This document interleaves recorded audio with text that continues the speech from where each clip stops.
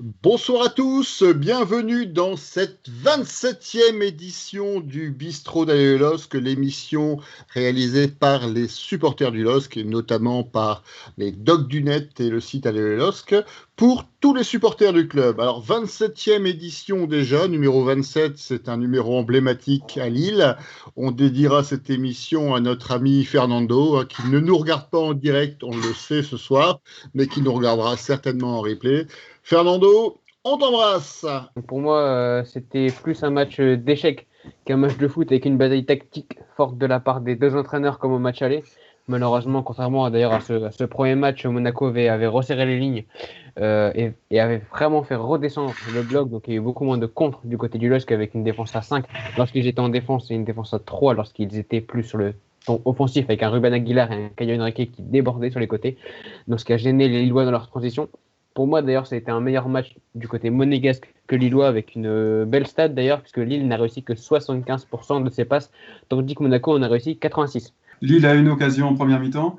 Monaco en a une grosse en dehors du but refusé, donc c'est pas vraiment une occasion. Mais voilà, à la fin de match avec l'arrêt de Maignan, sinon il s'est passé quoi ? Il s'est passé une neutralisation des deux équipes. Lille qui n'avait pas trop envie de prendre de risques, je crois, ou qui n'a pas les moyens de prendre des risques, et un Monaco un peu moins bien que d'habitude peut-être. Enfin voilà.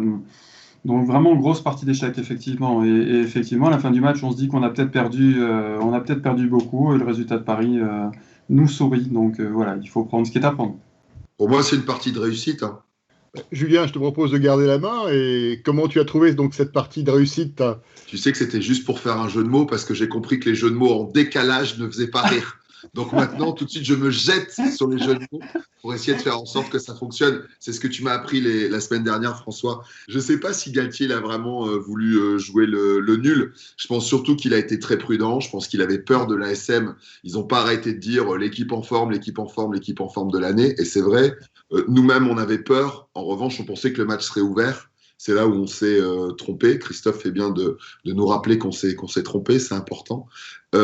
Mais pour moi, c'est une réussite, parce que quand tu finis cette journée de championnat, 3 points devant Paris et 7 points devant Monaco, que tu sors de la course au titre. Aujourd'hui, Monaco, je pense, joue le podium, joue une qualification en Champions League, mais ne joue plus le titre. C'est forcément un super résultat. Christophe D, est-ce que tu avais peur de l'ASM ? Tu craignais la fessée ? J'avais peur de cette SM, de l'ASM, pardon. Christophe, on t'a perdu l'espace de 20 secondes. Si tu veux reprendre un peu l'idée initiale, on t'a perdu une vingtaine de secondes. Un petit AVC. Quand tu as commencé à dire je compte aller à Bollaert la saison prochaine, t'as perdu à ce moment-là. Julien, allez pour toi. L'AVC était fermé de l'intérieur. Donc, le jeu était serré sur 40 mètres. On empêchait les gens d'aller vite parce qu'on avait peur de la vitesse de chaque côté. Et on a eu Weah qui a réussi quand même à s'estirper et à faire les deux seules occasions qu'on a, c'est Weah qui les apporte. Et dommage que Bamba veuille contrôler, parce que là, je pense qu'il y a but. Ou ça au-dessus, mais au moins, il y a une occasion. Mais voilà. Et par rapport au match, la deuxième mi-temps était chiante à mourir parce qu'il n'y a plus vraiment d'idées. Et puis, il y a cet arrêt de Maignan à la fin qui fait qu'on reste à 0-0 et qui fait que Maignan est quand même un super gardien. C'est pas la Ligue 1 traditionnelle où on a des fois des 0-0 parce que on a des équipes sans inspiration. Là, on a eu un vrai match. Moi, ça m'a rappelé de mémoire, c'est les matchs que j'ai vécus sur la Coupe du Monde 2006, qui était peut-être la Coupe du Monde la plus relevée en termes d'individualité de joueurs, mais où les équipes étaient tellement fortes qu'elles se neutralisaient. Et ça a donné une Coupe du Monde d'apparence très ennuyeuse, sauf qu'elle était très forte. Et là, finalement, on a vu deux équipes très costauds, des blocs qui tenaient vraiment la route. Les défenses ont clairement pris le pas. Et c'est vrai que sur des matchs comme ça, on peut savourer quand même les gestes défensifs d'un Fonté, d'Arenildo, même s'il a fait quelques boulettes au préalable. Mais je crois que c'est un bon tirage, juste parce qu'il y a des matchs importants pour Paris juste après. La localisation du match, là comme ça, la défaite après la défaite de Nantes, les tâtonnements de l'équipe actuellement, je pense que il y a 2 mois, ça n'aurait pas été un bon tirage. Aujourd'hui, c'est un bon tirage, en tout cas. Je pense que c'est le moment de les prendre. En tout cas, s'il y a un match où il ne faut pas réfléchir, il faut y aller à fond et leur rentrer dedans, leur marcher dessus. C'est celui-là, quoi. Il ne faut pas hésiter. Voilà. C'est la première fois que je suis aussi confiant pour un match entre le LOSC et le PSG, parce que pour moi, le PSG est en méforme. Cette saison, à part la victoire contre le Barça, je ne me rappelle pas avoir vu un énorme match du PSG. Attention, surtout, j'aimerais bien dire aussi que gagner contre Paris ne veut pas dire gagner la Coupe de France. Match contre Paris, je m'attends quand même à un match ouvert, avec beaucoup d'actions. Maintenant, Paris a un calendrier beaucoup plus chargé que celui du LOSC, puisqu'ils reçoivent Lille, ils font Lyon, ensuite Lille, ensuite Strasbourg, ensuite quart de finale de Ligue des Champions. Donc là-dessus, il faudra bien évidemment installer un turnover, et j'espère que celui-ci commencera dès le match de Lille. Georges, est-ce que tu es confiant pour ce match de demain? Est-ce que tu trouves que c'est un bon tirage? C'est le bon moment de jouer le Paris Saint-Germain? Globalement, oui. Comme je disais la semaine dernière, il y a 2 clubs parisiens, on est tombé sur le plus faible. Je suis pas sûr que pour le Paris, d'ailleurs, ce soit le match principal de la semaine, parce que je pense que c'est dimanche qu'ils n'ont pas intérêt à se rater, parce qu'on évoquait le fait que Monaco soit sorti de. Je pense qu'une défaite à Lyon du Paris Saint-Germain, et Paris peut très bien se retrouver aussi sorti de la course au titre, quoi. Je pense que les atouts sont chez nous, c'est eux qui auront la trouille. En plus, il se trouve que leur intermittent du football n'est pas revenu, donc on sait que dès qu'il n'est pas là, c'est une équipe qui a du mal, qui est vraiment en manque d'imagination constructive, peut-être parce que justement tout a été construit autour de lui et que dès qu'il n'est plus là, ça devient une équipe tactiquement prévisible. Donc ça reste un match de coupe avec toute son indécision, mais clairement, oui, c'était le moment ou jamais de les prendre, quoi. Je crois que c'est Christophe qui a dit ça, il y a 2 semaines, c'était pas la même chose. Là, ça devient beaucoup plus intéressant, quoi. D'abord, moi je dirais que s'il faut reproduire la tactique de Nantes, ça va être compliqué parce que perso, je connais pas de cambrioleur, donc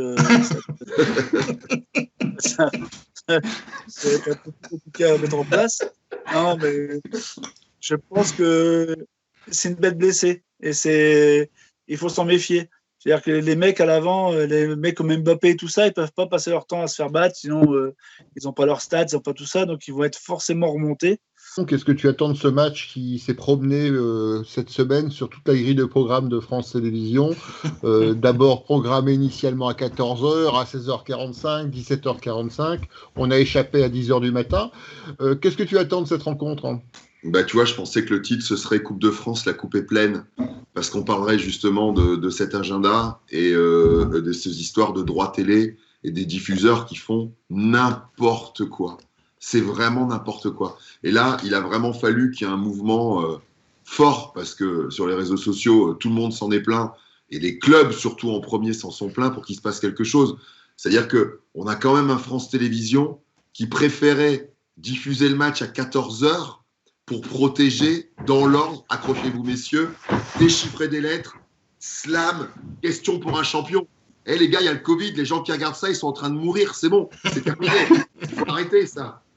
Donc, c'est complètement délirant. Heureusement, il y a eu un retour au bon sens, mais Paris, en ce moment, a un vrai problème d'unité de l'équipe et avec la direction, parce qu'ils n'ont pas été payés de leur prime de 2020. Et il y a beaucoup de tensions dans le vestiaire autour de ce sujet-là. Et malheureusement, c'est un peu la preuve de la mentalité de ces mecs-là. Ils ne sont pas venus pour un projet sportif. Ils sont venus pour l'oseille.